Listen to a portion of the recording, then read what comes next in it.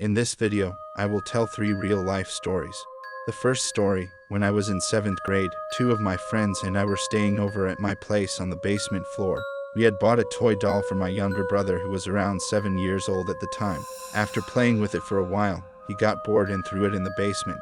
That night, the toy doll started speaking randomly with meaningless words and then suddenly stopped. Sometimes it would become emotional and start crying. Normally, the toy was supposed to speak only in Chinese because that's what we were told when we bought it, but interestingly, it spoke in English. At around 4 a.m., all the lights suddenly went out and everything became quiet. We were extremely scared, so we decided to sleep to make it go away.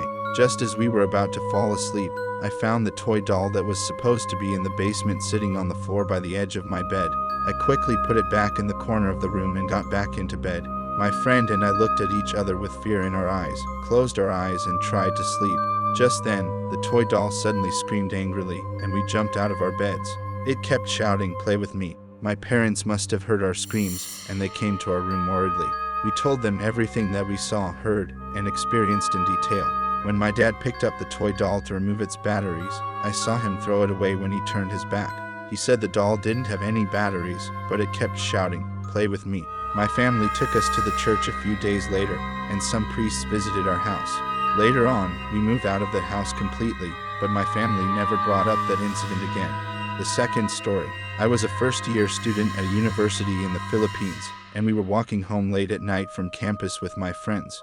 We had just watched a play at one of the theaters on campus when we approached the education faculty building.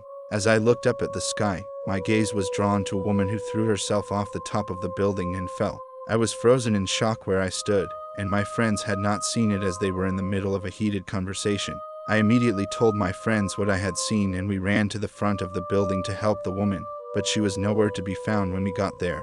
Security quickly came to us, as they thought I had lost my mind at that moment and was screaming uncontrollably. I stuttered and cried as I told them what I saw. Security kept telling me to calm down and breathe, and that they believed me. He held my arm gently and led me a little way from my friends, and then said, "I don't know how to explain this, but what you saw was real. A woman jumped off this building years ago and died a horrible death.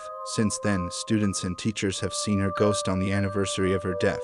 Finally, he told me that the security guard who replaced him last year had an experience when he was on duty at the spot where the woman fell. When he looked up, he saw the ghost of the woman who had fallen on him, causing him to lose his sanity.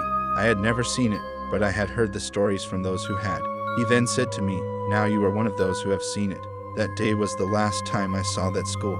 I transferred to another school and left completely. And the third story. It was a beautiful summer night when I was 8 or 9 years old, and my favorite thing to do was stay up as late as possible during the summer. What kid wouldn't want to stay up late during the summer? However, my mom told me to go to bed early, and I got extremely angry and had a tantrum, yelling at my mom and saying that I hated her before storming off to my room. My mom always told me never to go to bed angry because the devil might take hold of me and take me away.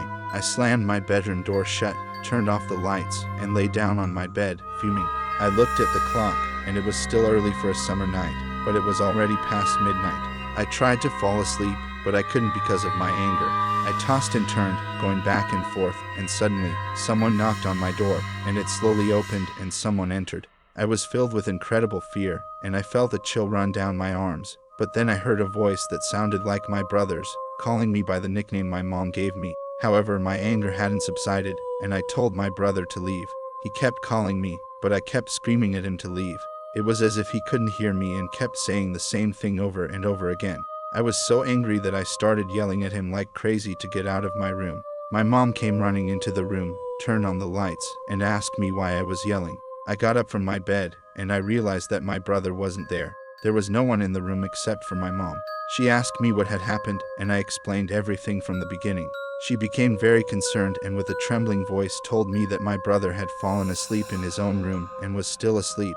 What happened that night in my room remained a secret between my mom and me, and we never really understood what had happened. Since that day, I have never gone to bed alone, ever.